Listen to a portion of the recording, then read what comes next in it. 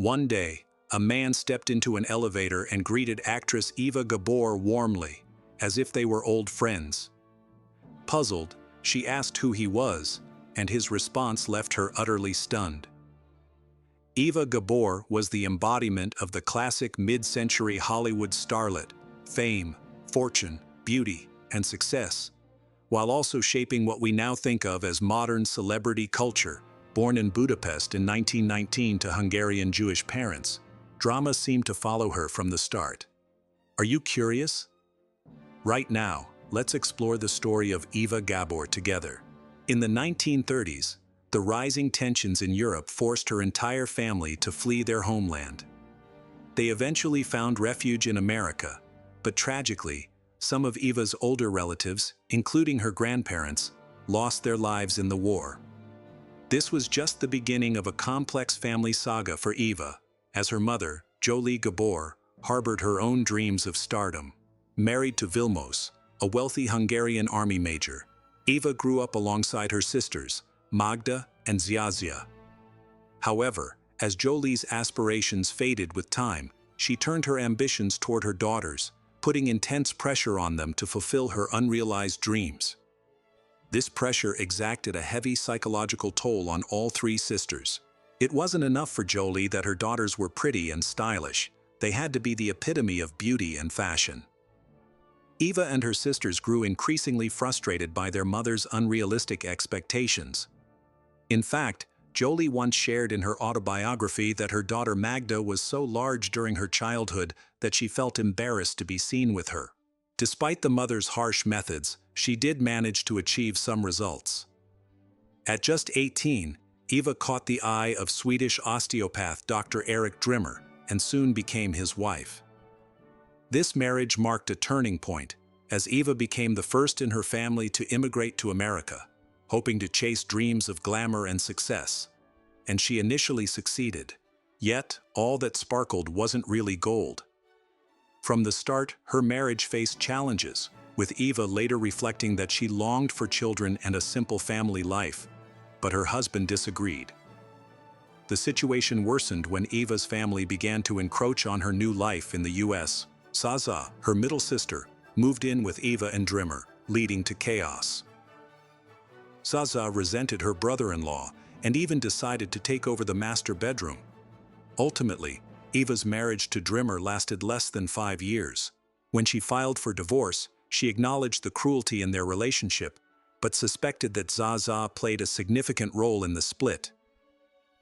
Eva pointed out that despite her own perceived weakness, Zsuzsa's influence was strong. Despite the turmoil, Eva quickly moved on from Drimmer after their divorce. Just over a year later, she married again, this time for financial security. Her second husband, Charles Isaacs, worked as an investment broker. While he provided the luxury lifestyle Eva had grown accustomed to, their marriage also proved to be troubled, ending in divorce after nearly 6 years, and thus, the saga of her love life continued, marked by a series of tumultuous unions. When Eva immigrated to the U.S., she set her sights on an acting career, especially given her lineage as Jolie's daughter. Despite arriving with only a basic grasp of English, she quickly landed a deal with Paramount Pictures. However, this marked just the beginning of a rocky journey. Paramount invested in her acting lessons, aiming to mold her into a leading lady. Her first role came in 1941 with the poorly made film Forced Landing, which she later described with disdain, suggesting it was a B picture for those too lazy to look further down the alphabet. Eva's next project was a different story altogether. In 1957, she scored a minor role in the comedy Don't Go Near the Water, featuring Glenn Ford. Set aboard a Navy ship during World War II, Eva portrayed the alluring Deborah Aldrich, a character who famously provided the ship with a mascot, her black lace panties. But Eva's big break was just around the corner. In 1965, she became widely recognized for her role as Lisa Douglas in the hit sitcom Green Acres, where she starred alongside Eddie Albert. Her character, a woman who traded her urban life for a rural existence, resonated with audiences, and they quickly became familiar with Eva and her eccentricities. Eva has shown her diva personality, which is clearly demonstrated through her daily habit of spraying perfume on herself. However, this obsession had an unexpected consequence. A cow named Eleanor, featured in Green Acres, turned out to be allergic to the scent. Every time she arrived on set, the cow would have a reaction. While the show crafted most character backgrounds, the writers drew inspiration from Eva's life for Lisa Douglas, likely to explain her Hungarian accent. The series revealed that, like Eva, Lisa was the daughter of a Hungarian army veteran, one of 3 sisters, and grew up in a middle-class Budapest family. Eva also made television history alongside her on-screen husband by being part of one of the first live-action couples to share a bed on screen. Breaking the conservative norms of the 1960s, Eva certainly brought the glamour. However, despite the acclaim for her performance, she never received an award for her role in Green Acres. The only accolade from the show came in 1967 when Arnold the Pig won for Best Performance by an Animal. This sparked a bizarre rumor that the cast celebrated the show's conclusion by feasting on Arnold. It turned out that cast member Tony Lester had fabricated that tale, tired of incessant questions about the pig's fate. Critics often dismissed Green Acres as frivolous, but Eva treasured her time on the series. It granted her a fame distinct from her family name, an achievement she earned through her own talent. She later reflected fondly on her experience, calling it the best 6 years of her life, claiming she adored every moment. Unfortunately, the show was canceled in the 1970s as part of a so-called rural purge on television. Despite its popularity, network executives sought to attract a younger, urban audience, leading to the cancellation of any show that featured trees. When things got worse, Eva had to face even bigger problems. Although she was the first Gabor sister to make a name for herself, her older sister Zaza quickly overshadowed her, not through acting, but by making headlines with her outrageous comments on talk shows in Los Angeles. Suddenly, Eva found herself labeled as the other Gabor sister, and that stung. She had spent a grueling decade building her career on the East Coast, only to arrive in Hollywood and discover that Zaza had already stolen the spotlight. Eva remembered feeling invisible, everyone asking, "Where's Zaza?" That realization hit her hard. The sibling rivalry didn't end there. Since childhood, comparisons between the sisters had been inevitable. Zaza was the family's beauty, Magda was the brainy one, and Eva was often seen as the less attractive sister, albeit one with a vibrant personality. These constant comparisons irritated Eva for years, especially as Zaza's fame skyrocketed. Even though Eva claimed she wasn't bothered by her sister's success, her words sometimes hinted otherwise. The sisters would often banter in the media, and Eva once pointed out that she was the first actress in the family, a title she still held. However, Eva had her limits when it came to competing with Zaza. Known for her sharp wit, she still earned the reputation of being the nice sister in Hollywood. Media mogul Merv Griffin recalled a dinner where Zaza complained that Eva's meal looked more appetizing than hers. Without hesitation, Eva offered her plate to her sister. After her second marriage to Charles Isaacs ended, Eva took a 6-year break from tying the knot, an eternity for her. Her third husband, John Elbert Williams, was a plastic surgeon, much like her first husband, but this marriage was even shorter, lasting just 6 months. Not one to dwell on the past, Eva married for the 4th time 2 years later to Richard Brown, a textile manufacturer. They had only known each other for 9 months, and after a quick proposal, they wed just 2 hours later. The wedding was so last minute that Eva's sisters couldn't even make it. Surprisingly, despite their rushed start, this marriage turned out to be her longest, lasting nearly 14 years. It was also the first time Eva, her mother, and her 2 sisters were all married simultaneously. But as fate would have it, good things often come to an end, especially for Eva. After her divorce from Richard Brown in 1973, she jumped back into the dating pool. Just 3 months later, she married aerospace executive Frank Jameson, stepping into a life of luxury once again. This marriage lasted a decade, after which Eva decided she wouldn't walk down the aisle again. Eva never let her past stop her from seeking love. After her last marriage, she started a long-term relationship with TV producer Merv Griffin, known for creating popular shows like Jeopardy! And Wheel of Fortune. This partnership lasted nearly until her last days. While they often appeared together in public, they never walked down the aisle. The couple frequently discussed marriage and even picked out a matron of honor, Nancy Reagan, a close friend of Griffin's. Yet for reasons that Eva kept to herself, the wedding never happened. Griffin later mentioned that their disagreements played a significant role in their decision not to marry, particularly about where to live and which of Eva's staff to keep. There were also whispers suggesting a more scandalous reason behind their avoidance of marriage. After Griffin's death, rumors circulated that Eva had acted as his beard, a term for a woman who helps conceal a man's sexual orientation, implying that their relationship was more platonic than romantic. Regardless of the speculation, it was clear that Eva held deep affection for Merv, and he admired her wit and talent just as much. Eva embraced her role as a loving stepmother to the children of her fifth husband, Frank Jameson. During a dinner with Merv Griffin, she humorously remarked that her stepchildren loved her more than her own kids, though Griffin quickly pointed out that she didn't have any biological children. Eva simply acknowledged the truth of the matter.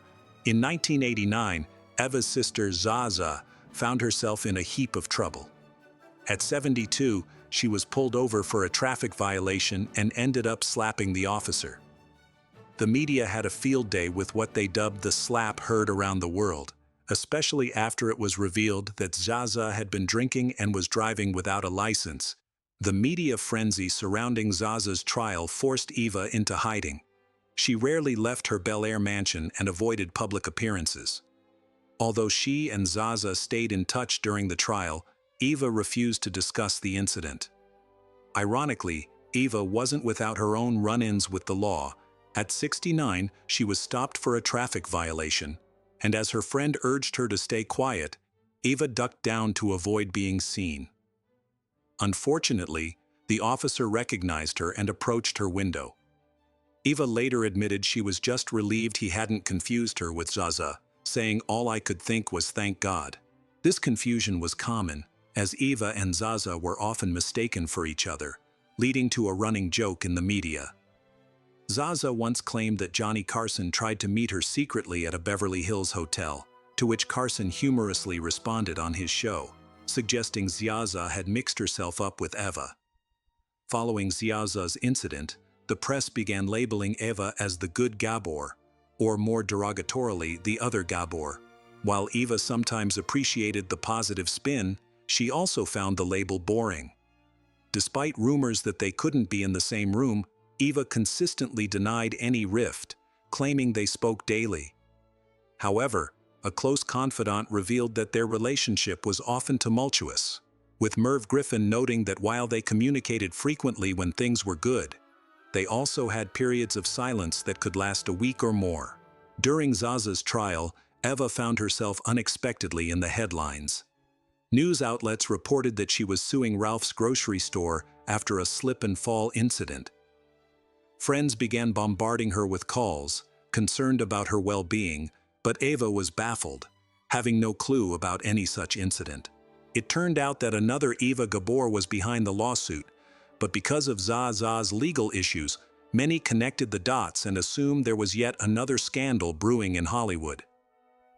Eva took the mix-up in stride, displaying her characteristic humor.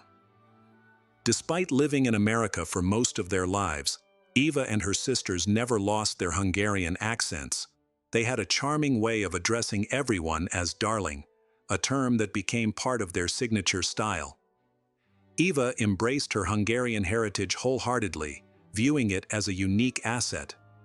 Her friend Merv Griffin often joked that she should consider hiring a pronunciation coach to sound more American. But Eva always dismissed the idea, insisting that her accent was integral to her identity and career. The Gabor sisters were pioneers of modern celebrity culture. While we often take celebrity status for granted today, It was a novel concept during Eva's era. They were among the first to have their personal lives scrutinized by gossip columnists, gaining fame not just for their work but for their lifestyles. Eva made it a point to always appear glamorous, refusing to answer the door for deliveries unless she was fully made up. Age was a topic Eva and her sisters skillfully dodged, often obscuring or outright lying about their birth dates. Nevertheless, Eva and Zaza frequently claimed to be younger than their actual ages. This family tradition of concealing their ages continued even after death, as Eva's tombstone notably lacks a birth date. Eva's love for animals was genuine and profound. In 1969, when her dog gave birth to a male and female puppy, she noticed the male was struggling to breathe. Without hesitation, she sprang into action, using a hose to clear his throat and bringing him back to life. She named him Oliver. The Gabor sisters collectively had an astonishing 20 husbands. Magda married 6 times, while Zaza took the lead with 9. Eva had 5 husbands, but famously remarked that marriage was too intriguing an experiment to try only once or twice. Her romantic escapades extended beyond marriage. She was rumored to have had numerous affairs throughout her life, some between marriages and others during them. Notable figures like Frank Sinatra, Tyrone Power, and Glenn Ford were said to have fallen under her spell. In 1966, during an episode of The Tonight Show with Johnny Carson, Eva Gabor charmed Carson into playing a game live on air, much to the audience's delight. That game was Twisters, and it's believed that this segment played a crucial role in saving Twister from being pulled off the market due to poor sales. Though Eva was the youngest of her sisters, she was the first to pass away after a tragic incident in a bathtub while vacationing in Mexico. After returning to Los Angeles, she developed pneumonia, and her health deteriorated rapidly. On Independence Day in 1995, she sadly passed away at the age of 76. The captivating public image of Eva stands in stark contrast to her daily struggles, as evidenced by a remarkable encounter later in her life. One day, a man greeted her in an elevator, prompting her to ask if she knew him. The man, Dr. John Elbert Williams, reminded her that he was her 3rd husband. Eva had been married 5 times, but she often joked that the count felt more like 4.5, hinting at one marriage that she considered a rebound. She never disclosed which husband that was, but it's easy to guess it might have been the one she didn't recognize in the elevator. That wraps up our video on Eva Gabor. If you enjoyed it, please give us a thumbs up, subscribe for more content, and share your thoughts in the comments below. We'll be back soon with a new video on another fascinating historical figure.